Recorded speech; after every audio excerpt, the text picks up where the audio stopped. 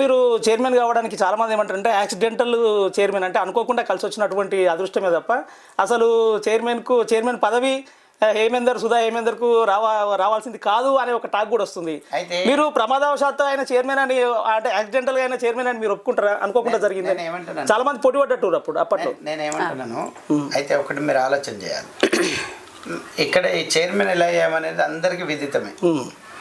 మేము అధికార party chairman కావడానికి మీరు ఏమన్నా ఆర్థికంగా డబ్బులు కూడా ఏమైనా ఖర్చు పెట్టిన సందర్భాలు? అది కూడా చెప్తాం మీకు. మేము అధికార పార్టీ, మేము గెలిచింది 4 సీట్లు, మా రెబెల్ గెలిచింది 1 సీట్, 5 గెలిచాం మేము. మా ఆపోజిషన్ పార్టీ అప్పుడు ఉన్న పార్టీ 4 వాళ్ళు గెలిచారు, 3 వాళ్ళ అలయన్స్లో ఉన్న వాళ్ళు గెలిచారు, 7 గెలిచారు. 7 యాక్సిడెంటల్గా అయ్యేడుతుంటే 7 ఎవడన్నా ఒకటి చిత్తాబొత్తి వేసినట్టు కావాలి. 5 అవుతాడా? 5 అదృష్టం కాదు, స్వయం కృషి, ఎక్కడ లేని పట్టుదల, ప్రజలకు సేవ చేయాలనే కోరికతో ఉన్నాగా. వాస్తవానికి మెజారిటీ అటువైపు ఉన్నా కూడా అక్కడ కాకుండా మీరే చైర్మన్ అయ్యారు. ఇది భగవంతుని, ఇది కరెక్ట్ కాదు కదా అనే ప్రశ్నలు కూడా చాలా ఉత్పన్నం. అయితే ఇట్లా 32 దగ్గరైనాయి, ఇట్లా 1-2గా. మీరు కేవలం ఎక్స్ అఫిషియో మెంబర్ల సహకారంతోనే అయ్యారు, నిజమైన చైర్మన్ మీరు కాదు, ఆపోజిషన్ వాళ్ళ చైర్మన్ అని ఒక టాక్ కూడా నడిచింది. అది ఎప్పటి వరకు నడిచింది? ఒక 1 year వరకు నడిచింది.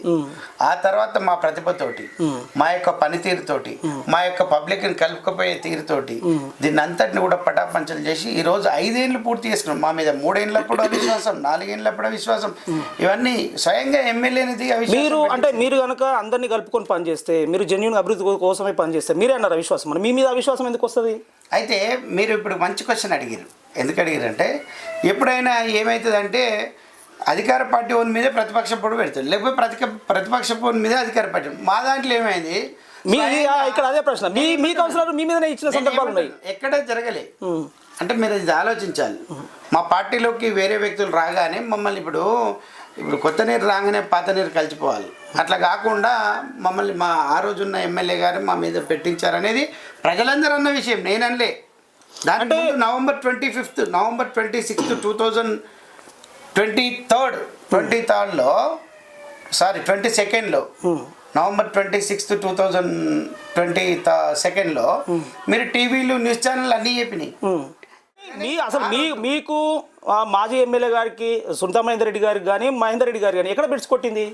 ఎక్కడేం పెట్టుకోవట్లేదు. కానీ వాళ్ళు ఏంటంటే కొంచెం డబ్బులు, ఆర్థికంగా అండదండలు ఉన్న వాళ్ళు రాగానే కొంచెం ఏమైందంటే టీఆర్ఎస్ పార్టీలో ఆ రోజు నుంచి ఉన్నవారు ఇప్పుడు మీరు అన్నారు, ఏమన్నారు, తెలంగాణ ఉద్యమం చేసారు మీరు అన్న, గుండెల మీద జై తెలంగాణ, అనుకుంటున్నా గుండెల మీద జై తెలంగాణ అని పచ్చబొట్టు ఉంటుంది. అంటే ఎంత కమిట్మెంట్తో 22 ఏళ్ళ నుంచి పనిచేసిన మీకైతే తెలుసు. ఎందుకంటే ఆ రోజు సాక్షి, మేము ఉద్యమం చేసే క్రమంలో సాక్షి న్యూస్ పేపర్లో మీరు పనిచేసేవారు. మేము ఉద్యమం చేసే క్రమంలో 2009, 8 or 9 అప్పుడు మీరు సాక్షులు మా మీద, అసలు నా గుండెల మీద పచ్చబొట్టు పొడిచింది, పేపర్ న్యూస్ వేసిందే మీరు, ఆర్టికల్ రాసి. ఎంత కమిట్మెంట్తో ఉన్నామో మీకు కూడా తెలుసు.